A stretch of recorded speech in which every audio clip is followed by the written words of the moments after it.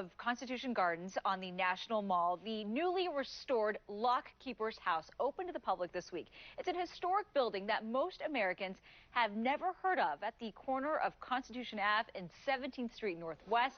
Mike Carter-Conneen, who has been with us over the past 10 years, takes us inside in his final story for ABC7.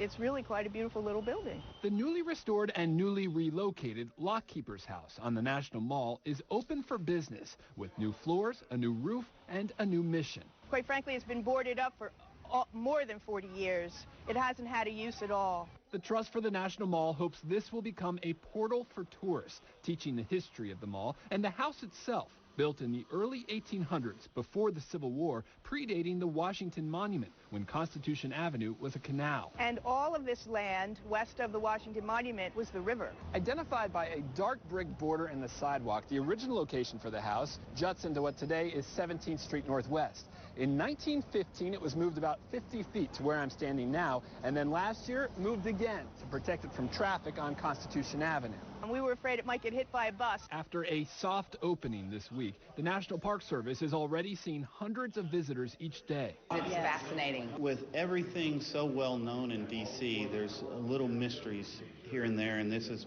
one of the mysteries that they are trying to solve. Many visitors are locals who've long been curious about this building. I mean, I hope that people will now see this with a little, because they do drive by here, they'll see it with new eyes. And like, oh yeah, that is part of the mall, that is part of the history. Here at the edge of Constitution Gardens, the Lockkeeper'S house is just the beginning, with the Trust reimagining and rehabilitating this often overlooked space at one of Washington's busiest intersections.